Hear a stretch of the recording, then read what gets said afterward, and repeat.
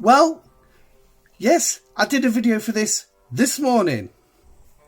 Now it's this. Yes, it's a Voyager Pop Quiz and the unlocking of Torres. Well, maybe for another video. Anyway, let's pop in and have a look at the answers. I'm Admiral Pegasus, and this is Star Trek Fleet Command.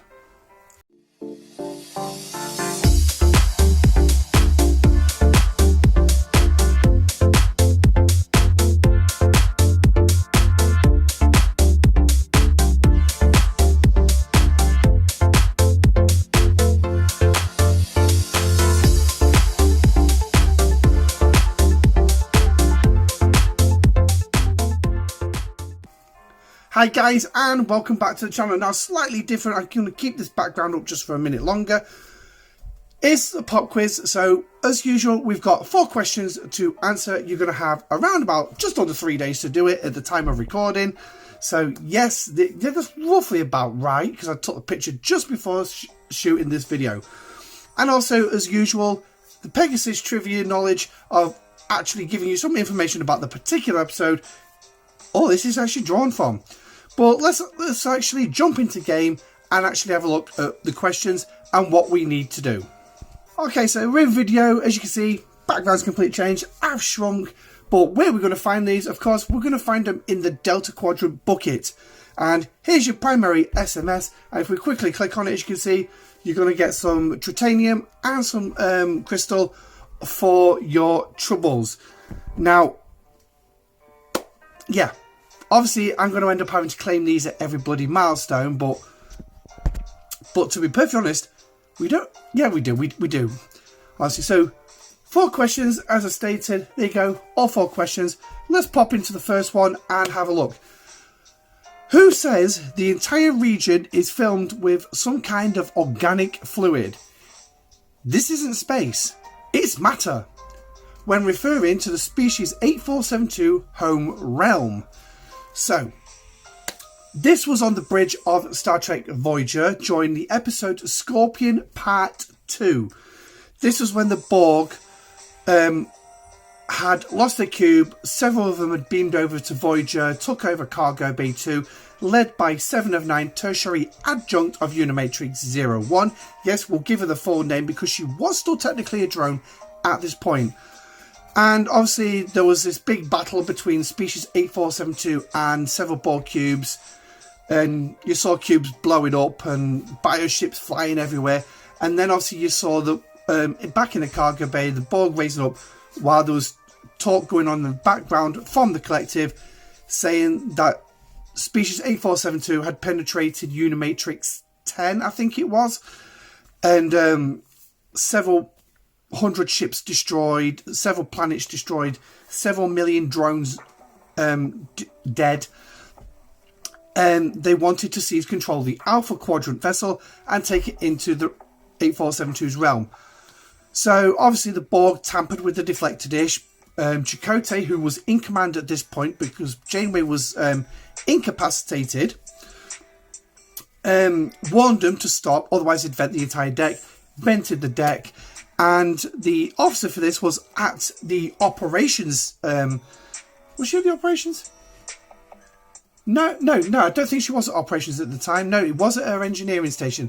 Yes, it's that lovely lady over there in the rewards, B'Elanna Torres. She, Voyager was obviously pulled through a quantum singularity into 8472's realm. And yeah, you could literally see the trails coming off the back of the ship as it was gliding through. But so the answer is D, B'Elanna Torres, and it says go kill 1 Federation hostile.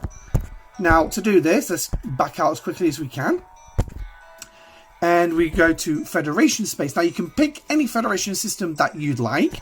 It doesn't have to necessarily be one where that you're going to need like you know, big ships, because I'm actually only deploying the Discovery.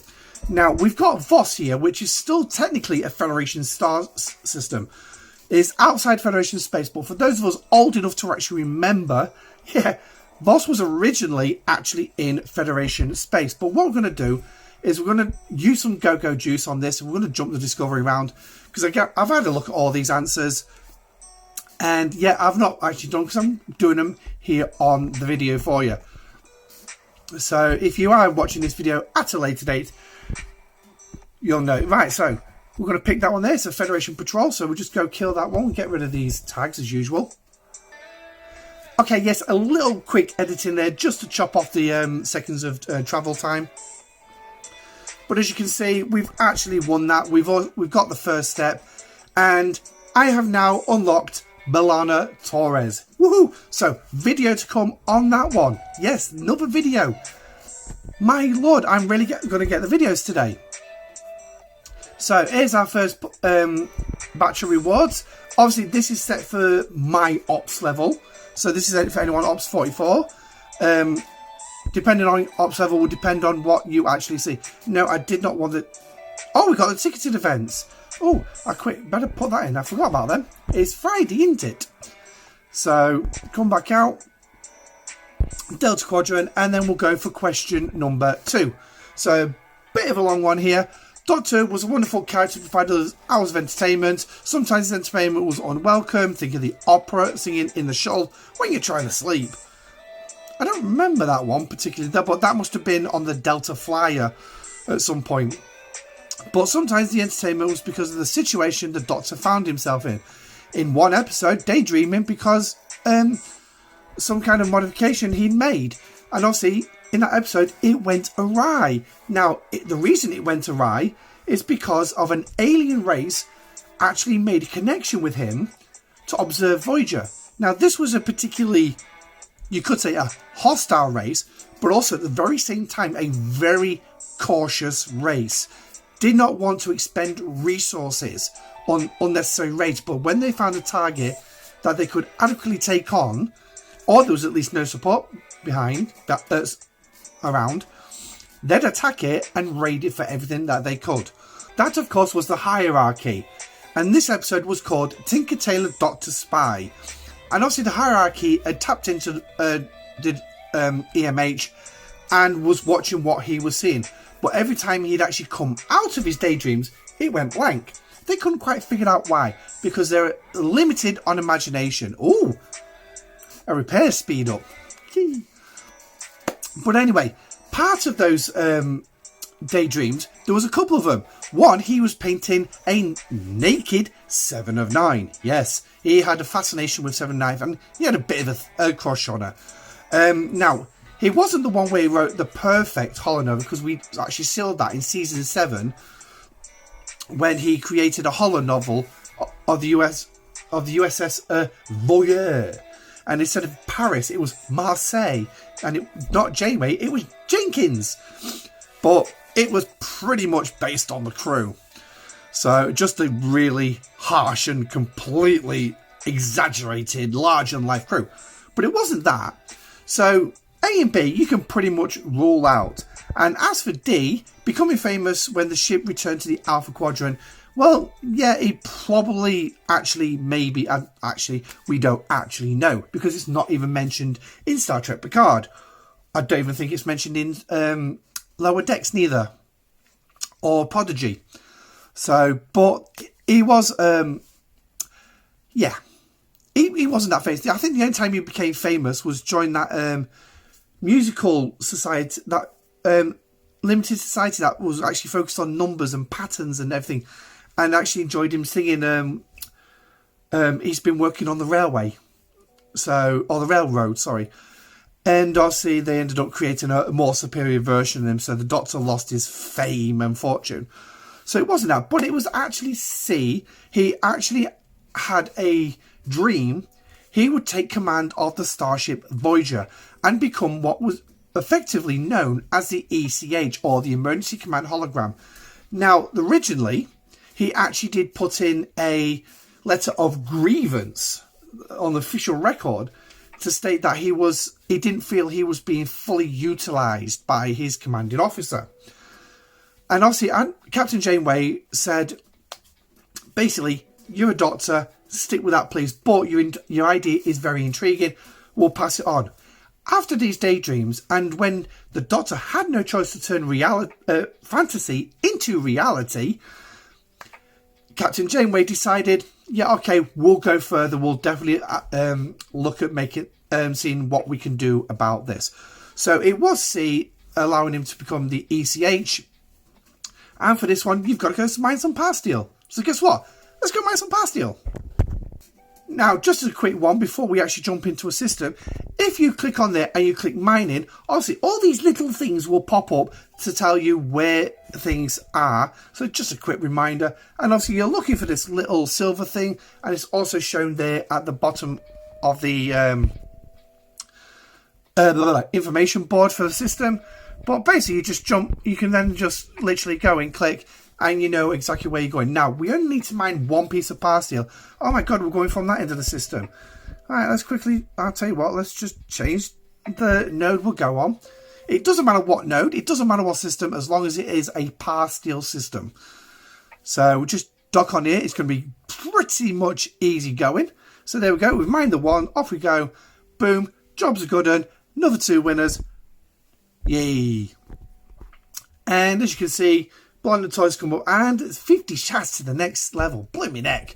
That's bad for an officer who we have no sourcing for after this month. So, well, as far as I'm aware, we have no sourcing. I've not heard of any sourcing. But anyway, so let's jump into question number 3.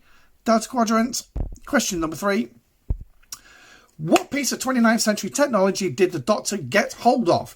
Now, an iconic disruptor torpedo?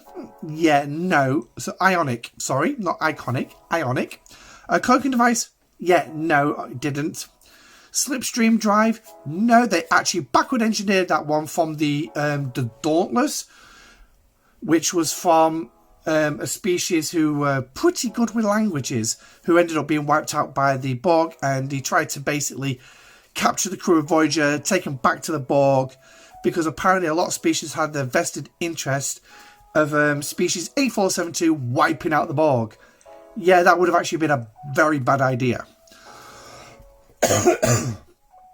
But this was a time-travelling episode. It was a 2-parter called Future's End. And it was actually during Future's End Part 2 that this became apparent and was actually introduced. And it was the portable hollow emitter. Basically, a tiny little device which literally just fit on his... Oh, sorry, it's this side he actually went on. And it basically meant that he could leave sickbay. And to be honest, it really gave the Doctor more. It made him bigger. It made him... Yeah. So he could leave sickbay and actually go on away missions. He could interact with the crew in the mess hall. He could do his photography of a day of life in the warp core or something like that. I know there was one of them, but that's what it is. And now again, it's another mining option. This one is mining one piece of raw ore. Now you can use any type of ore in the game, whether it be G2, 3, 4 or 5. So, and again, all you need to do is have your mining up, and we'll go to this one. I'm sure we can find an ore node in this one at least. And there we go. So we've got one there. So we can just jump there. And again, it's mine one piece. So a quick bit of editing. And boom. One piece of ore. All done. Off we go. Another double winner. Winner, winner, chicken dinner. So just quickly claim them. And then we'll go to the 4th question.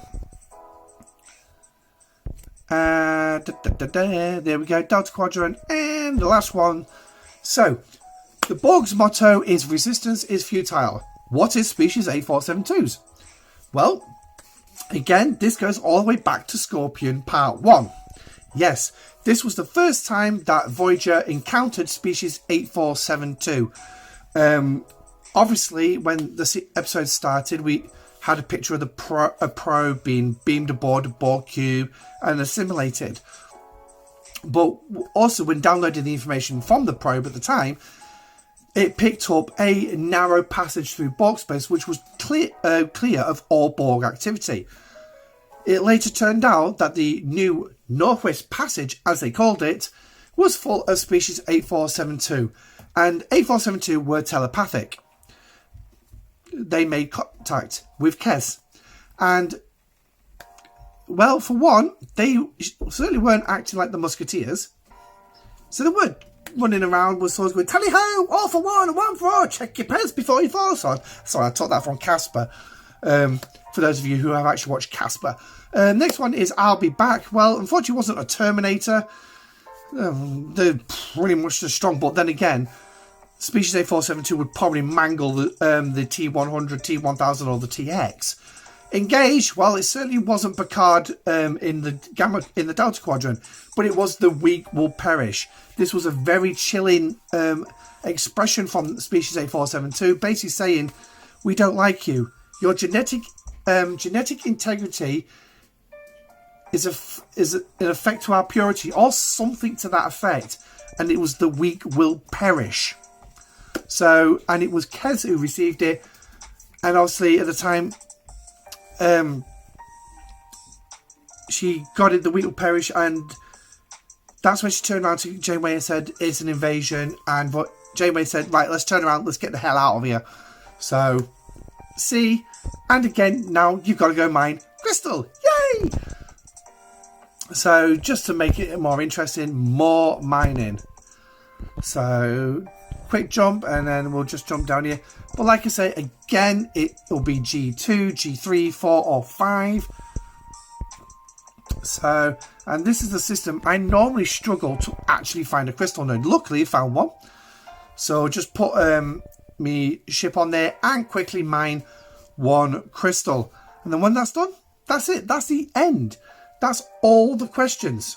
So, yeah. Drop your comments in the section down below. Did you actually enjoy doing this little bit of a quiz? Because I enjoy doing these quizzes, and especially when they're so easy to remember. And the one thing is, if you're hard and tricky, you're going to know which ones they are. But anyway, it's time for me to get off and sort this video out and actually do a second video. Yes, well, actually not a second one, sorry. A third one today. Yes, just unlocked. So, watch out. Here it comes. Anyway, I'm Admiral Pegasus. Catch you on the next video. Stay safe, live long and prosper, and I shall see you next time. Goodbye.